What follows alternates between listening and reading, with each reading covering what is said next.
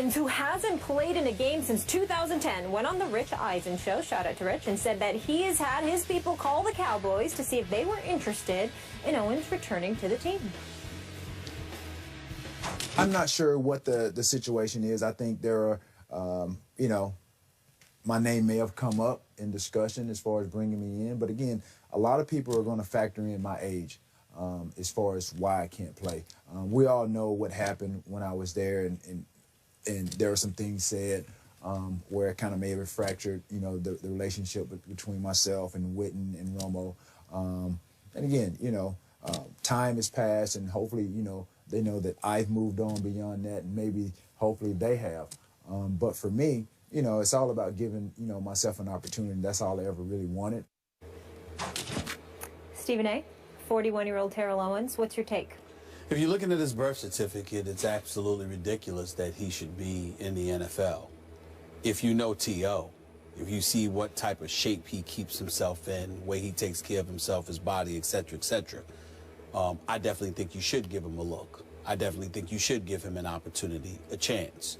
If you're the Dallas Cowboys, one would argue that you're in the midst of a Super Bowl run. You simply can't take that risk because it's not like Dez is not coming back this season. Dez is expected to be back. So if you're asking yourself the questions, well, what would we do with T.O. then? Of course, it makes sense not to bring him on board. If Dez is not going to come back, then again, you ask yourself, why not give him a chance? So it sounds like it's all over the place because it's so conditional when you look at T.O. as to what situation he should be invited into in terms of being given a chance to really show up. Here's my thing, Skip. I have a very, very sympathetic side towards Terrell Owens. Here is why. He's made a lot of mistakes. Folks, you called them, you know, team obliterator. Team obliterator, yeah. And, you know, terrible Owens at times. No, I didn't say that. You didn't say that when that wasn't you? No. Yeah, but I know you said team obliterator. That's your coin. I use Neo occasionally instead of Tio. That's right. You know. For me, there's no disputing what kind of effect he's had on locker rooms. But I've always been opposed to how premature his career ended. This guy, 15,934 yards, 153 touchdowns in his career, 1,078 receptions. When he retired, when he left the game, rather, he was second all-time to Jerry Rice in those categories. When you talk about three of the most elite receivers in NFL history, there's usually a discussion involving him, Randy Moss, and Jerry Rice.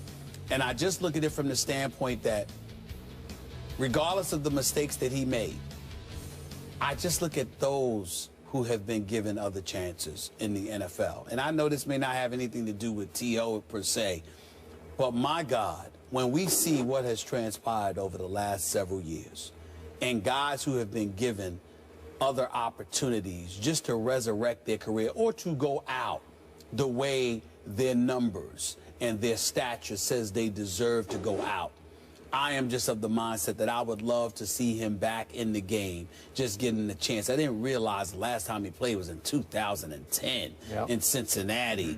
11, you know, I mean, I'm just looking at it right now. 72 receptions, 983 yards. And then, you know, with Seattle, he was in training camp and ultimately got let go. I don't think that was because he dropped a couple of passes, because I saw him catch a couple of good ones, too. I think that was primarily a product of the fact that it was a relatively young team with Russell Wilson and those boys, and you couldn't risk having T.O. with a young quarterback. I think that's what Pete Carroll was thinking. That's probably true. But I'm just of the mindset that it would really, really be nice. The circumstances have to be ideal, and I understand that.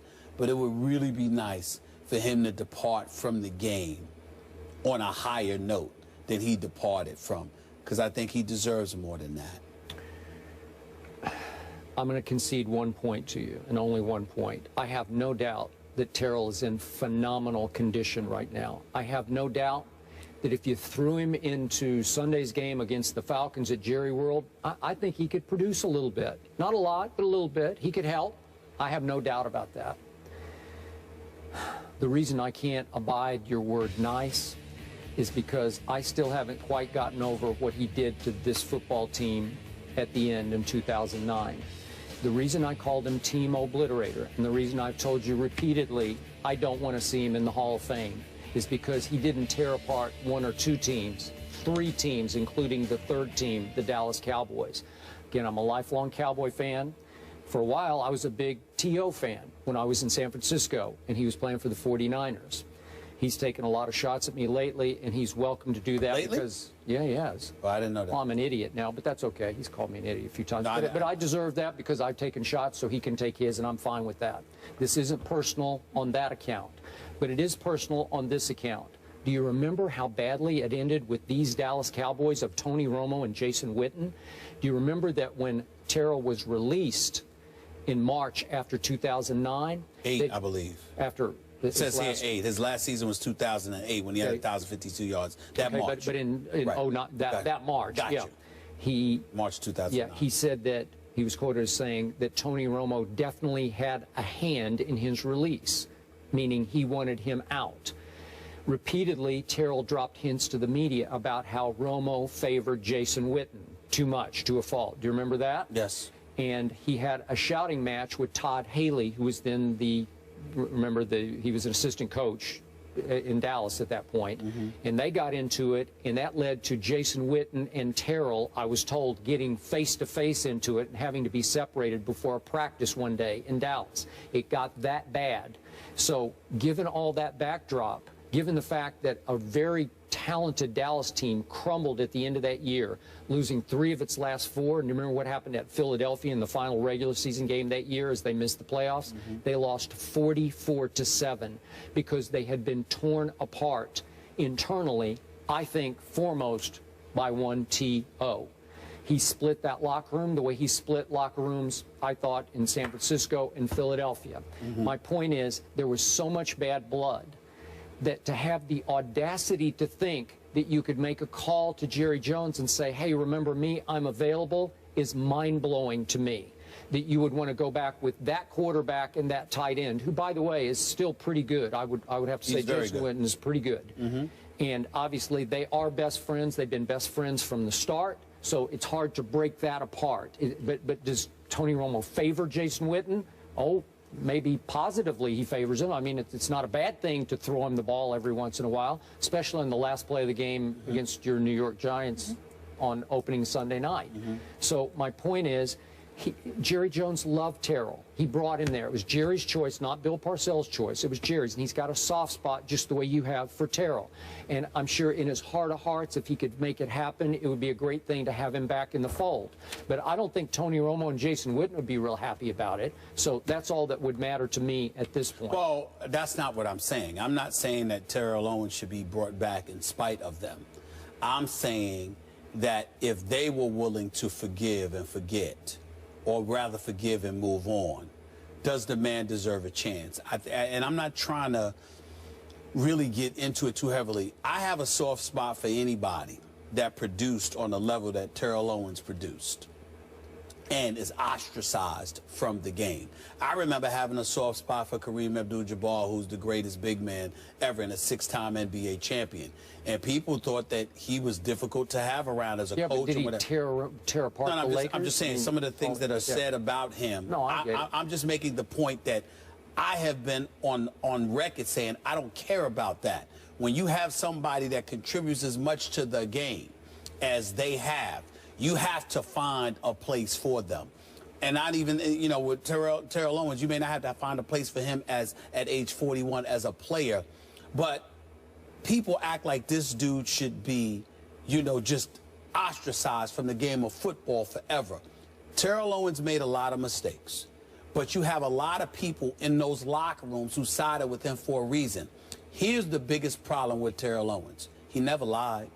He told the truth. He just didn't know how to keep his mouth shut and get along for the better of the team. When he felt emotional about something, he was going to express himself. So again, he told the truth as he viewed it, as he saw it. Well, as he viewed, but I never heard anybody say he's lying. I've heard people saying there's more to it than his emotions will allow him to acknowledge. But I never once heard anybody say that he was lying. What they got on him about is that he would say stuff that obviously was in violation of quote-unquote the code. But Terrell Owens didn't reveal anything about other people's business. He revealed stuff about his own, what problems he was going through with somebody. I don't think in today's day, when we see some of the issues, when some of the people that are brought back into the league, that's a reason for this guy to be ostracized. Dallas is not the right situation in all likelihood for him, but I think he should get a chance to contribute to the NFL in some capacity, considering his greatness throughout the years. And as far as we know, he has not been brought in by Dallas, just made the call, his representatives, to the Cowboys organization. Cam Chancellor is back with his organization, though returning to the Legion of Boom. Jerome Bettis is in the house. He'll join the desk to offer his thoughts. This big addition back with the Hawks. That's next.